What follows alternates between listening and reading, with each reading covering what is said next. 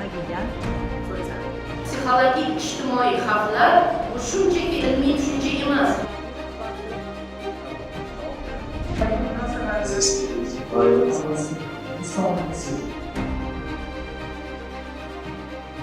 Odamlarni e'tiborini mehnat xavfsizligi masalalariga qaratish dolzarb masala bo'lgan. Bu konferensiyani xalqaro miqyosda O'zbekistonda ham mehnat xavfsizligi standartlarini amalga oshirayotgandan dalolat beradi.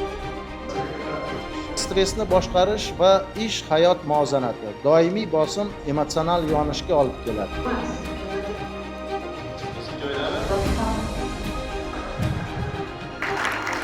Aslında çalışanlarından